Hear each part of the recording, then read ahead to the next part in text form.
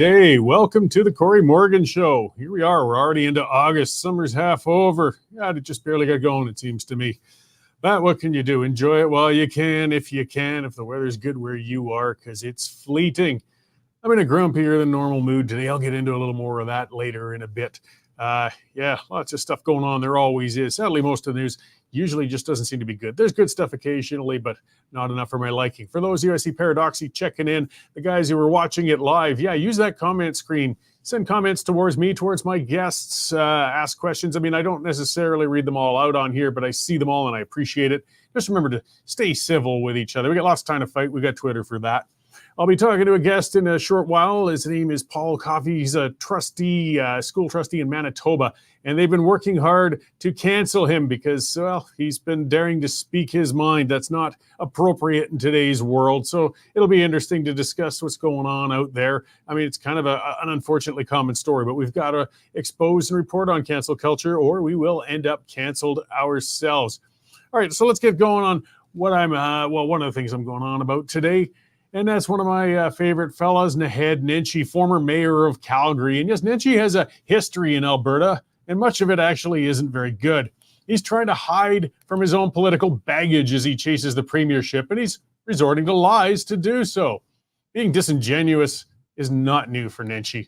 He initially got elected as the mayor of Calgary on a platform of being business friendly, and he was anything but. Nenshi's relentless tax increases on city businesses actually drove owners to an unprecedented protest outside of Calgary's City Hall, where they had to beg for tax relief.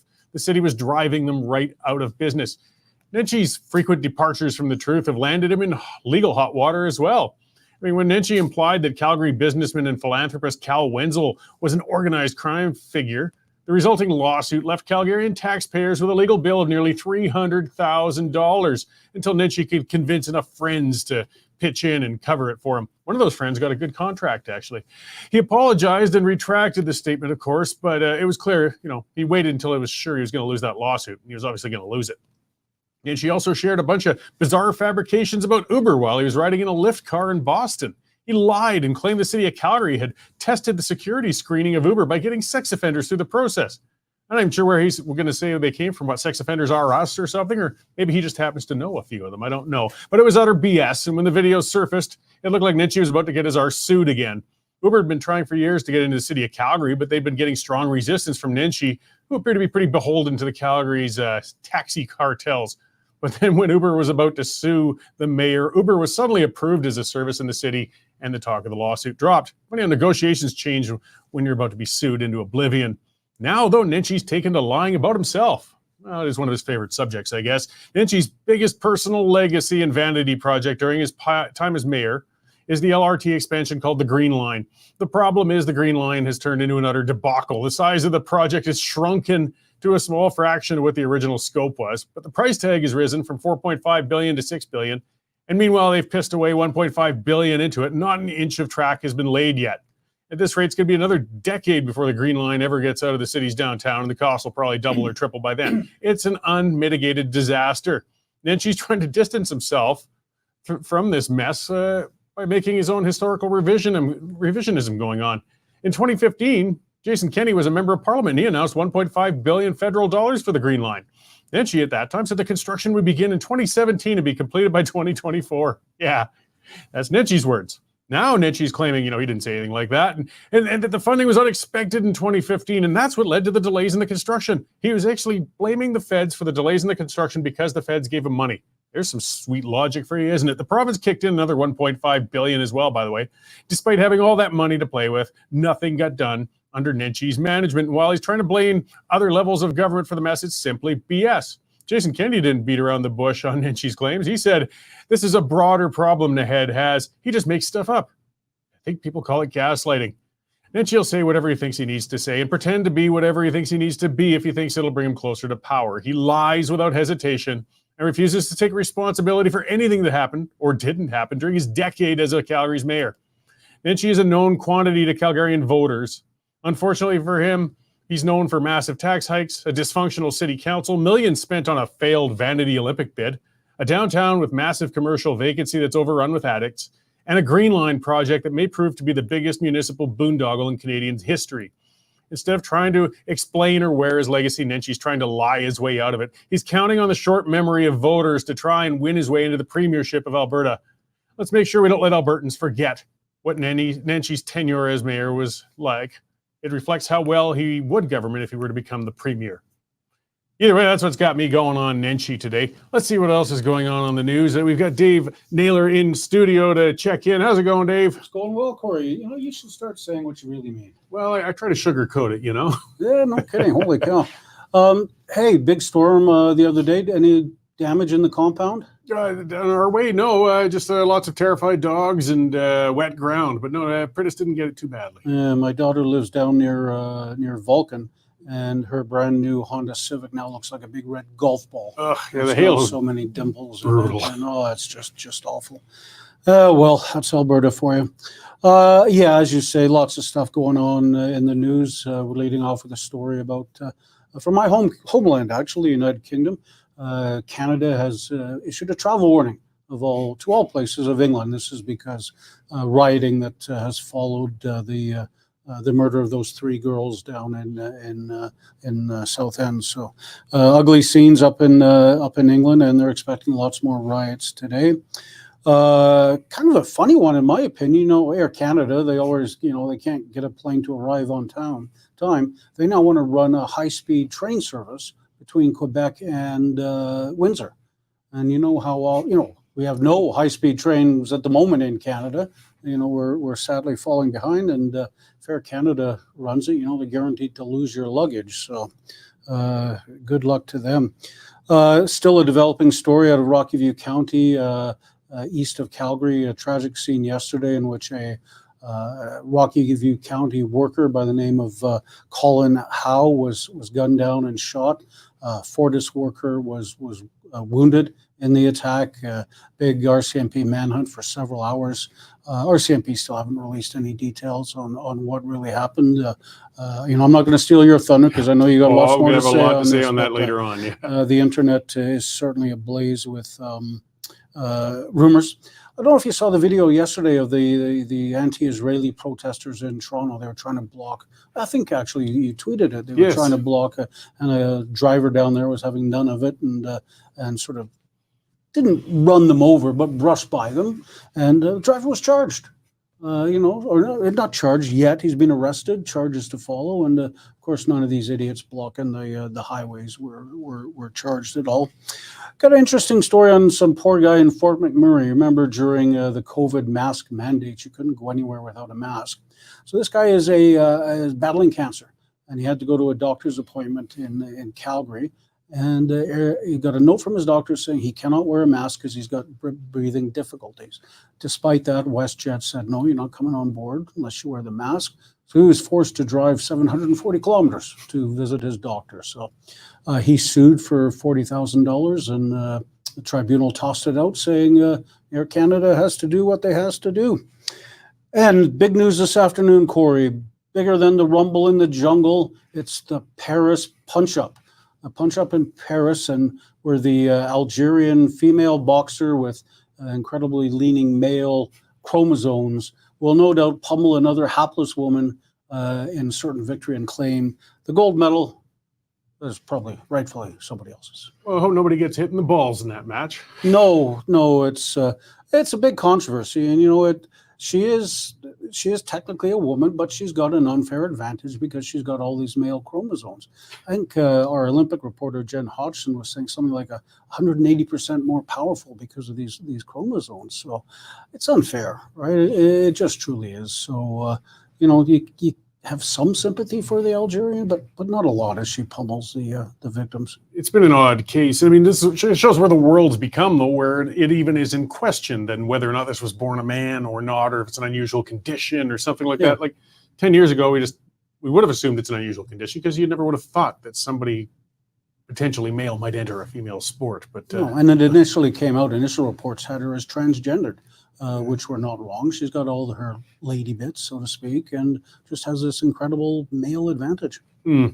Well, I'm not going to watch the event. I don't like seeing women get beat up.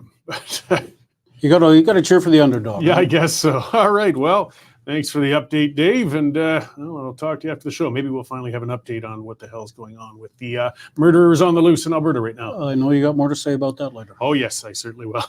All right, thanks. So, yes, that is our news editor, Dave Naylor. Lots of stories on the go, guys. Constantly breaking. Watch the site. We've been updating that story actually constantly as the facts come out.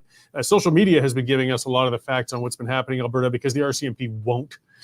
Go to westernstandard.news, guys. The stories break. We have reporters on the ground across the West and constantly are bringing stuff out. And the reason we can do that is because you guys have been subscribing. So thank you very much. We are truly independent. We don't take tax dollars. We aren't asking for tax dollars. But you got to subscribe. Get on there, westernstandard.news/subscription, $10 a month, $100 a year, just like a newspaper subscription. Keeps me working, keeps our producer working, keeps those reporters working. It's so important because, the mainstream news isn't covering this stuff for you. And I'll explain a little why, again, when it gets into this unbelievable story, this terrible story, what's going on in Alberta with this murdered young man and the other fella shot. Just bloody believable. Let's see. I'm going to speak as well about a sponsor because, yes, advertising helps pay our bills too, guys. And these guys are great. You might have heard me talk to him a little while ago, Colin Craig, about Canada's healthcare system, and it's broken. We got thousands of people dying before they're getting the care they need. Millions of people are on waiting lists, and it's getting worse. So how do we fix it?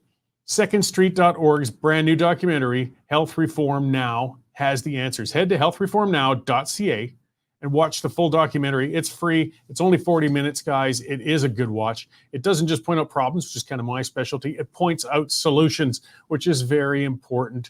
Check them out, secondstreet.org. They're a great group, and it's healthreformnow.ca. All right, let's see. I'm going to hit a quick thing. Speaking of health reform and idiocy and part of why our system's broke or why we're broke or why our taxes are hitting us before I get to our guest here. And yeah, this ongoing thing through an access to information request found that, again, those Quebec-made COVID ventilators, which were made by a company that was coincidentally, certainly, owned by a friend of a Liberal minister, they ordered $231.7 million worth of these ventilators, which none were used, and they were all thrown out as scrap. This is your tax dollars at work, $28,000 per ventilator, and they were junk, and they were junked. We got robbed during COVID, guys. We got robbed. They used an emergency to rip you off, to line their buddies' pockets. And this didn't save a life now, did it? Because that's what they always like falling back to. Well, is it worth, we have to, if we could just save one life. This didn't save any lives. It probably made a few people's lives really comfortable because somebody pocketed $231 million, but the rest of us paid it out. It is just repugnant what these people do with our money that we work so hard for. All right, let's get on to another elected official. He's got nothing to do with the ventilators. He's got his own, I guess you could say, hornet's nest that he's poked, and we'll talk about that. His name's Paul Coffey. He's a trustee, school board trustee in Manitoba, and he's been the target of cancellation attempts. So welcome to the show, Paul. I appreciate you coming on and talk to us today. Thank you. Thank you for having me, Cory. So I guess just I want to clarify everything. You're still a trustee. You were elected to that position out in Manitoba? Yes, a school board trustee in central Manitoba, around the Dauphin area. Okay, so I guess we'll start from the start. What did you do that got the Horde so horrified with you? Well, I used to write policies and procedures for the school division, and it's coming up that the federal government allotted $80 million over the next 5 years in the 2023 budget towards anti-racism. They want to make a policy for the grade kindergarten to grade 12 schools, or whatever. And I'm thinking, well, if you're going to make a policy, it has to be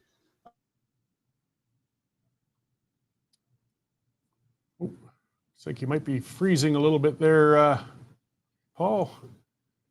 We'll just hang on a moment. Hopefully that coverage will pop back in there. Maybe we got a little bit of the Manitoba internet.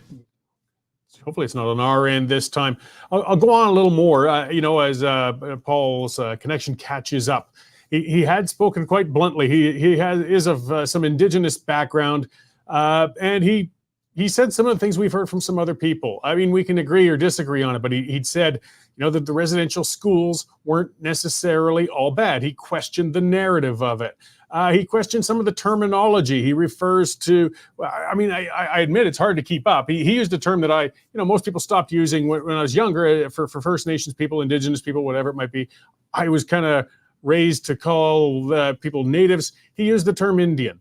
But we're splitting hairs. The thing is, what happened, though, is the swarm came after him. The bunch came after him, and they're basically demanding he be reprimanded, demanding he be ripped out of his position as a school board trustee. He was elected to that position. And of course, also with the Truth and Reconciliation Commission, he questioned some of the findings and some of the statements made within that. Looks like he might be back on. We'll try again. Hey, how you doing there, Paul? Talk about cancellation. Geez, just announce my name and I'm getting canceled. Those internet giants are out to get you. So you probably didn't hear it, but I gave a little more background just on what's going on and why people are worked up with you. Where are things standing now, though? There's been is there an inquiry coming or a hearing or any of that, or is it still just people shouting for your dismissal? Oh, no, they wanted me to resign publicly or whatever. And then the Minister of Education did have a governance review. So we had a third party come out. Actually, I'd like to announce I'm speaking for myself as a trustee, but not for our school board. That's kind of important to me to clarify. So anyways, this governance review came out and did a review and said that we should be dissolved. That's what the minister says. And instead of dissolving our board, which doesn't happen, I think, very often across Canada, he appointed 4 trustees to our board. So they're non-voting trustees, and they're going to be involved in our meetings and see if they can change our mind on how we behave or how we run the school division, I guess. So they'll just kind of appoint and stack your elected board with their own people, and then basically they can kind of override things. Kind of what happened was one of our trustees had resigned to go work for our local MLA, MDP MLA. And so then we were down to 8 trustees, but then we ended up terminating our CEO. And so then 3 of the long-term trustees that were with the board resigned on the same day. And then, so now we're down 4. So I think the minister decided to appoint his own 4 trustees to be non-voted and non-elected or whatever. So it's kind of interesting.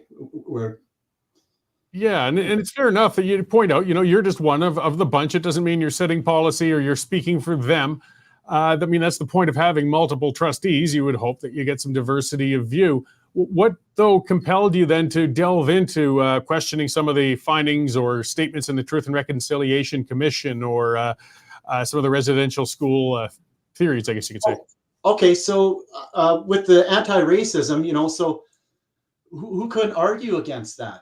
But to set my point is that anti-racism isn't going to work because the past history. So if you look at treaties were, and my presentation is called Nice Until It Isn't. So treaties were nice, and then they didn't work out. We started fighting about them, and they really didn't do anything. So even the Truth and Reconciliation with the land acknowledgement and stuff, it's been said over and over for the past 9 years.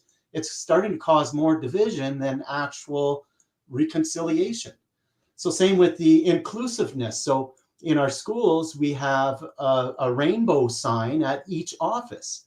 And I introduced, well, why don't we have a picture of Jesus with all these different colored children? That'd be more inclusive than, you know what I mean? If you're going to have one, you got to have them all. And that's what I said. It's nice, this inclusive, because they spent $80 million. It was in the same budget in the 2023 federal budget. They're going to have $80 million plus 25, I think, to implement inclusiveness. And that's not working. So all of these things aren't working. So if they're going to come along with anti-racism policies in our school, let's make sure it works. And the big thing that I'm arguing is that in that definition of anti-racism, they're going to use white privilege. And I said in their white privilege, you can't base privilege on a skin color. And the people that believe in that, they say, oh, well, that's not racist. And I'm saying, yeah, it is racist. And same with they talk about decolonization. They're going to the anti-racism, they're going to inject the definition of decolonization. And I'd argue is that we have a lot of federal schools. They're federal in Manitoba, and I think probably throughout Canada. The reserve schools are federal. So those reserve schools, they must be decolonized 100%. So how's the graduation rates working there? Do we need to decolonize our public schools or talk about white privilege when, yeah, it's kind of racist. So, I'm saying we can't implement this unless everybody signs on, and people aren't going to sign on to white privilege and decolonization. No, and that's the language of this. It seems, again, I don't know, we can question whether that's well-meaning, but it's getting more and more divisive. It's turning it into us and them all the time. And there's nothing worse than training children into that. Like, I'm with this team and I should be apologetic for something my ancestors did, or I'm with this team and I should be upset because of what that kid's ancestors did. Well, none of us are getting into a better place from any of this. Definitely not. And if you look at the, it's called a Community Wealth Index, and it compares the Indigenous and non-Indigenous and how we are. And it's listed the past 40 years, but I'm sure it's the past 200 years that the non-Indigenous are 20 points ahead of the Indigenous. Like they're still living in poverty or oppression, and all the money we're putting in there isn't helping them. And a lot of people said with my presentation, they think I'm upset about money. And I just keep saying, and I think it was in my article with Western Standard, is that I'm not worried about the money. The money is just a financial injection into our system. But all this money isn't helping the oppression or how things are happening to this minority, this 4%. It's not making things better. No, we can't see any measurable improvement. I've written columns on that as well. I would say, hey, if it worked, if I saw, the reserves having fantastic social, peace and good prosperity, well, okay, I can live with that. But they're in terrible condition and getting worse. So, I mean, it only makes sense that we can at least question what's going on. But that's what concerns me with your case is it's not even what you're saying, it's that you dared to question it that has them so upset. And we got to worry about that. Well, there's even the in Manitoba we have a high school graduation rates, and so that it's plain as day. The numbers show, well, it's kind of snowed over, and I think that's in my article, is that it shows that 81% or high percent that we're both graduating equally, the Indigenous and non-Indigenous. But the fact remains is that in grade 9, if people don't make their credits there, where the Indigenous aren't making their credits, to a 24% difference between the Indigenous and non-Indigenous. So they aren't making it to grade 12. In fact, from my understanding, I'm quoted the number 44, only 44% of Indigenous graduate in our school division. And as a school trustee, I'm concerned about that. And if they want to spend $80 million on anti-racism and implant that and implant this other thing, that's doing nothing for our graduation rates. As a school board trustee, that's my concern. So as a trustee, as you pointed out, it's a little unique when it comes to First Nations reserves and such. They're federal schools. Does that still, though, fall under the umbrella then of the local elected trustees, or are those parallel schools to the other ones you're working in? Those have their own, they're under a different school division. The federal schools are a different board, so they don't fall under me, but we do have reserves in our areas. And then a lot of the kids, some of the reserve schools might only go to grade 8 or grade 9 or grade 8, I guess. And then they would come to our schools. Yeah, so there's still a large number of Indigenous students within your classes, your schools, so the rest of the public system. But the ones on reserve are a separate federal management. I just wanted to clarify that because it's kind of different from most people are used to. They're saying about 23% are in our schools, and then the anti-racism thing, it starts to, there's also 17%, they call it IPOC, which I'm offended by all the name changes. And now they want to call IPOC as Indigenous People of Color. Well, I don't want to be called by an acronym, So anyways, there's 17% POC, which is people of color, and another 23% in our school division that are Indigenous. So that's close to 50%. And I see just in Manitoba here that in in another 5 years, there's going to be probably 75 or 80% brown and black people. So how is this anti-racism going to be working then, when that 4% of Indigenous are still going to be in oppression? So the anti-racism policy, I see not working. Well, For and one, they're going to use those definitions that a lot of people won't sign on to it. And plus, in the future, there is going to be no racism, because there's going to be equal portions of all colors of people.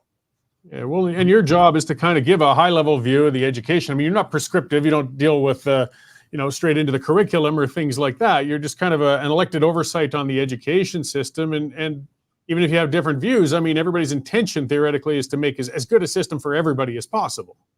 Definitely. Mine is those graduation rates and all the things that we're doing, or the micro things. That's the other thing that really got people wound up, is I'm looking at micro or macro. The trustees look at a bigger picture of how the school division is running. And then we have people in the school division that are micro. They take care of how to support that.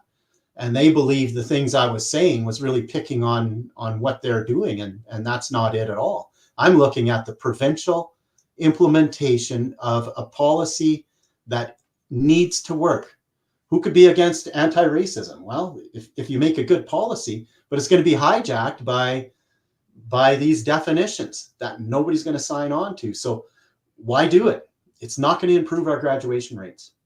Yeah, I get frustrated with some of the terminology when they shut down discourse as well. It's like, that Antifa, crazed leftists who protest on the streets. They label themselves as anti-fascist. And if anybody questions what they're doing, say, oh, so you must support fascists. Well, no, I just don't like what you're doing. And if they say something's anti-racist and you question part of their policies, they're going to say, what?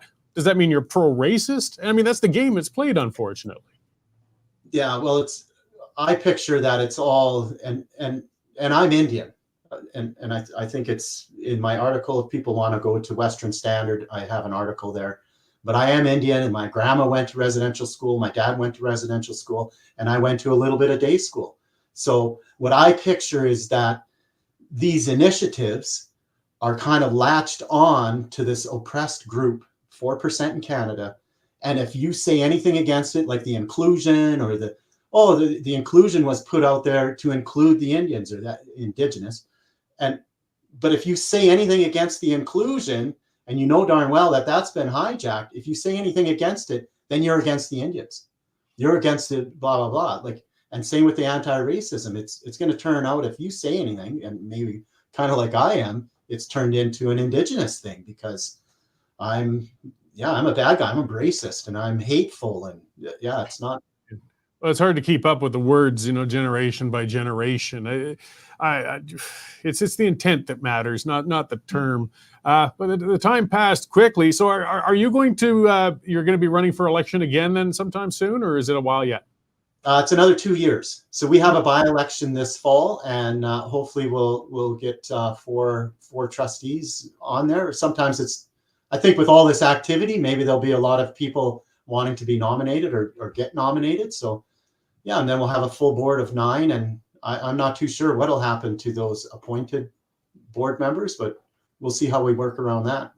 Well, and that's the way to deal with these things, the way it should be as well. We'll put it to the parents who are going to vote and choose who they want to be looking over the education in their area. So I appreciate you for being outspoken and providing the article for the Western Standard and for just taking a stand. So where can people kind of find you and keep track of you and your story? I do have a email with the school division, so you can look me up at Mountain View School Division. Okay. There. Great. Yeah, if anybody's interested in contacting you or things like that. Well, I appreciate it. We'll be watching what's happening over there and see what happens. Perhaps we'll have you on for a conversation again soon. For sure. I'll keep you up to date. And thank you very much for having me on. I can have a chance to get my word out there. I've been pretty silent since April 22nd. So. Yeah, well, and silence isn't the way to fix things. So thanks again. I hope you all come to a good resolution out there. Perfect. Thank you, Cory. Great. Thank you. Bye. Yeah, it was Paul Coffey. He's a trustee out in Manitoba there, as it's out by Dauphin. And I mean, these things go on and we forget the basis, forget what we're there for, forget what the point is. It's for the kids, it's stuff like that. And we get caught up with the terminology, the hang-ups, the other stuff, and we're forgetting the outcomes. Look at the graduation rates, look at the success rates. That's what matters. And this new woke approach to things isn't working. It isn't. I mean, if it worked, I'd support it too, but it doesn't. It stinks. It's getting worse every year. This is part of what's inspired a lot of the columns I wrote on this. I worked in the north, in the bush for 20 years, and I could see the state of people on reserves getting worse year after year after year. It didn't matter how much we spent, didn't matter how much we messed around with things, it kept getting worse. Should we not be allowed to call that out? And it's not calling out the people. That is wrong. Yes, if you try to say Native people are inherently inferior and that's why there's a problem, yeah, that's racism and that's wrong. But if you say the system is inferior and it's putting these people in a bad place, there's nothing wrong with saying that. That's a system you're attacking, not the people. But defenders of the status quo turn it around that way. They try to say anybody questioning the way things are right now must be a heartless racist, and that's not the way to go with things. Now I'm going to talk about what I said has got me worked up. Dave talked about it a little bit. People in Alberta will be familiar with it, with what's happened. Yesterday, I was driving yesterday, a little bit after 1 o'clock, an emergency alert came over. It was beeping on my phone. It was on the radio. I was listening to conventional radio. They said, there's two extremely dangerous, they said, armed individuals east of Calgary. They gave the townships and ranges for the roads. They told people shelter in place, get in your homes, lock your windows, lock your doors. They're on the loose. And then they just left it at that. That was it. Nothing else was told. We weren't told if they were men. We weren't told if they were women. We weren't told if they were driving. We didn't know if they were white, black, purple. We had no idea. Everybody out in that area knew was that apparently there's two extremely dangerous people out there wandering around. Now the details started creeping out through the day, and they came out through social media, not through the police. So people were locked down. Now I'll give the details on what we know on what happened. And as Dave pointed out, so a man was murdered by two people. The RCMP still won't give us any bloody information. It sounds like a vehicle was burned out in the side of the road. The man was a young man. He's a father. And he had pulled over. It sounds like maybe a Fortis employee had pulled over first. He was shot and wounded. The second one was a county employee who pulled over. He was shot. He's a young man and killed. And then they stole the county truck. This I know because on the Strathmore Facebook group, locals were posting pictures of the stolen truck bouncing around through the field with the murderers in it. But the RCMP still didn't tell anybody that a county truck with murderers in it was driving around their neighborhood. Why in the hell would they not tell the public about a vehicle that identifiable with known murderers in it and say, hey, watch out for this friggin' thing. You might get killed. If this sounds familiar to you, remember what these dumb buttholes did in Nova Scotia only a few years ago. A lunatic was rampaging around in a fake RCMP car. He killed 22 people. It was the worst police failure showing incompetence, disorganization, and idiocy on the part of the RCMP in known history. 22 people died. And never did an alert go out to people saying, hey, watch out, there's a fake cop car driving around with a nutcase in it that's shooting people. You know, some lives might have been saved if they'd have just said that. But they didn't, because the RCMP in Canada goes silent. They don't believe we are allowed to know what the hell is going on. So these two unknown murderers are still on the loose. This is the last information we know. The RCMP, they got away. They ditched the truck. A man is dead. A man is wounded. We don't know where they are. We don't have any direction where they went. We don't know if they're male. We don't know if they're female. We don't know anything about them. The RCMP know this because one of the people they shot was only hit in the arm and he survived. He probably had a description. He could probably say they were two men or two women or two elephants or whatever the hell it was. But the RCMP won't share that with us for some reason. Why? Why have they got a cone of silence while we have murderers driving around the province of Alberta right now? Right now. Shouldn't we know what we're supposed to be looking out for? No, they won't tell us. It's insane. And, this made it all the more dangerous when it was in a county truck with the branding and the logo on the side. Because if you're a rural person, even if you knew the emergency was going on, people, even if it wasn't the wise way to go, see something like that as an authority figure or somebody they could trust. If they saw that coming up the driveway, they might have thought, oh, it's somebody from the county. Maybe the emergency's over. I'll come up my front step and see what's going on. And they would have been shot. They also, if we wanted to catch these guys, you had hundreds of people around there who could have been watching. In fact, they were posting it on Facebook. You get more information from Facebook than the bloody RCMP. And they're saying the truck is here, the truck is there, the killers are here, the killers are there. The locals tracked the killers. The Keystone cops with the RCMP friggin' didn't. So they got away. So they're out now. So they might kill more people. They might kill another young father. Because the RCMP doesn't like sharing information with you. It's been almost 24 hours since this happened, and the RCMP still hasn't told us a damn thing. We found out in the newsroom that there was a man killed and who it was because the county put a release out for the victim on their site, the Rocky View County site. And check out the Rocky View County site. Google the man's name. I'm sorry, I don't have it handy with me right now. And look on the Western Standard. We have the young man's name. There's a GoFundMe, of course, for his family. He's a father. And watch out, people. I don't know what you're supposed to watch out for. All we do know is that there's two dangerous murderers bouncing around the province somewhere right now. And the RCMP is refusing to tell us who they are, where they're going, what they look like. So whose fault is it if these guys kill more people? This is insane. Not just insane with the stupidity, but the stupidity that the friggin' RCMP has done this before. And they haven't learned a thing. You go to the Alberta RCMP X posting site page, and I've been beating the crap out of them on there, and they deserve it. They're posting fluff. Oh, hey, everybody, watch out. We're doing an RCMP dog training thing in your area, so you might see a puppy. Oh, yeah, well, by the way, since you're at it, why don't you tell us about the two murderers you misplaced, you idiots? What is your job? Who do you serve? Who do you answer to? Who pays your friggin' bills? We do. You're supposed to protect us. You don't hide information from us, you incompetent boobs. You warn us. You let us protect ourselves. I've talked about getting provincial police force for a long time. I had the RCMP union guys on there making excuses. They've come on my show to tell us why we have to stick with them. You know what? Screw you guys.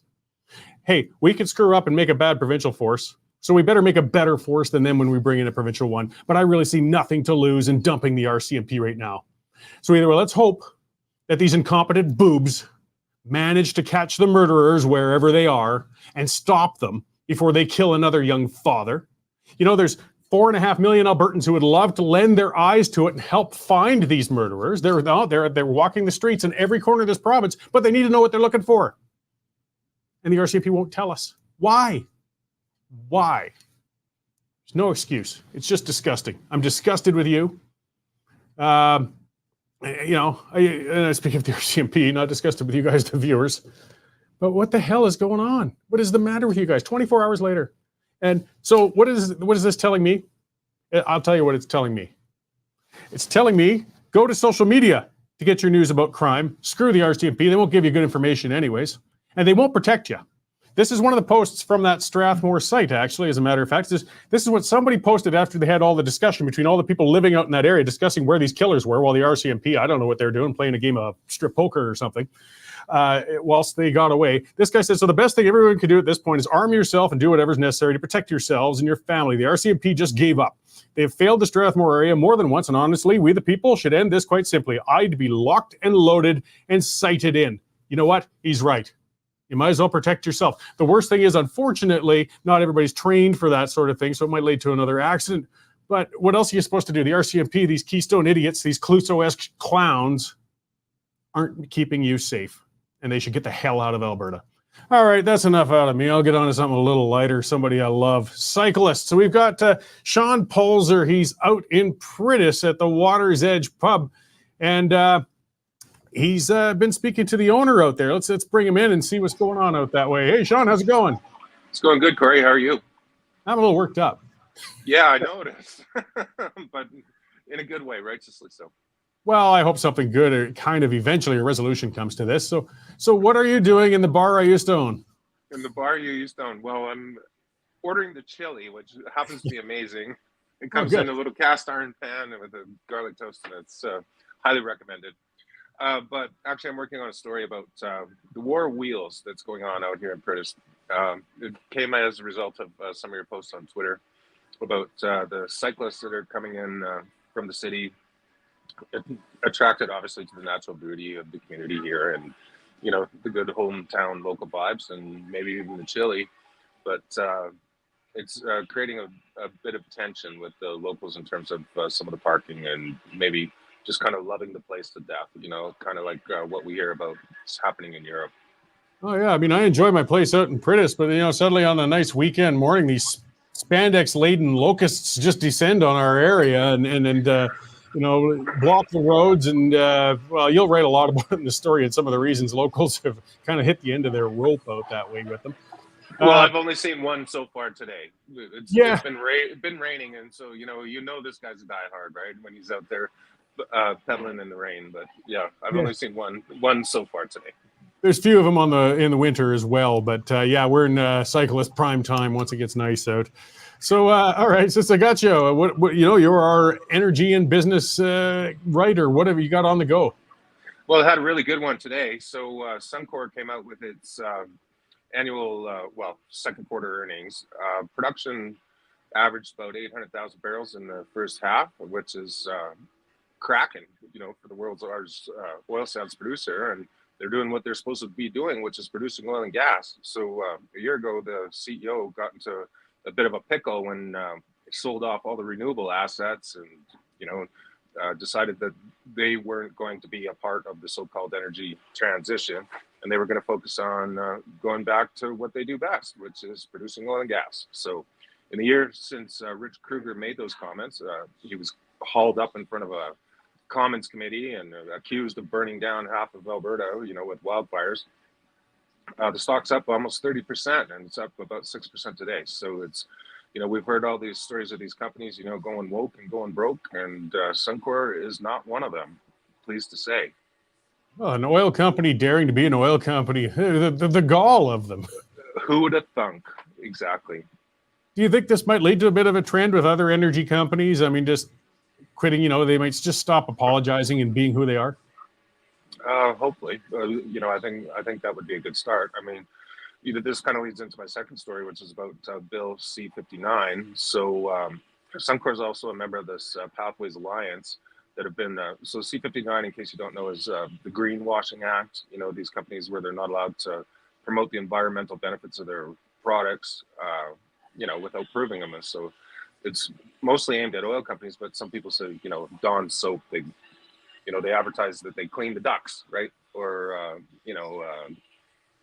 Alberta beef cattle, that they produce less fart gas than, half so much fart gas in cows in Europe, right? So, but they have to be able to back up these claims. And so I wouldn't expect Suncor, to abandon, its emissions reductions commitments altogether, but at the same time, C-59, so they've all had to kind of collectively go and withdraw this information from their websites, from the federal government, and actually withdraw some of these targets. So remains, I doubt that it means that they're going to abandon, emissions reductions altogether, but federal government sure isn't making it any easier on them.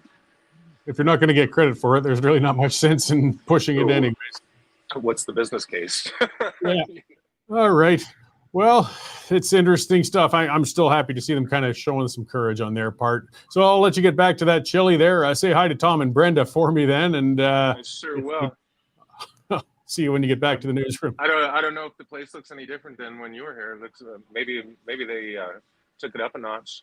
Yeah, they renovated it. I was more of a dive. All right. Thanks, Shaun. Okay. Yeah, thanks, Cory. Bye. Right, so yeah, on the road, that's our news and energy reporter, Shaun Polczer, out in Prentice, Alberta. And yeah, watch the Standard. You know, he's always on that stuff, and it's great stuff with what's going on in our energy sector and the real business news involved with it. So earlier, yes, I'd forgotten his name. Embarrassing. His name was Colin Howe. I think I may be pronouncing it wrong. Hough. There's actually a GoFundMe for him. This is the man who was murdered, whose killers are still on the lam in Alberta. And the RCMP still won't tell us anything about them or where they are. All they know is they misplaced them. Hopefully they don't kill more people. He worked for the county of Rocky View. He was a father. He's a young man. He's dead. And we may never find the killers because the RCMP won't tell us what they look like, where they went, or any other details. Yeah, that's the unfortunate realities of our news today, guys. Either way, try to enjoy other aspects of the summer, but honestly, be careful out there. These killers could be anybody. The RCMP won't tell us who they are. They might be next to you right now. We don't know. We're not allowed to, apparently. And yeah, stay safe out there, guys. Enjoy this summer. Be sure to tune in to the Pipeline. We'll be on with a panel, discuss a bunch more issues a little later tonight. And yeah, keep going to the Western Standard for your news. We've got it as it breaks, guys. Thanks for tuning in today. We'll see you all next week at this time.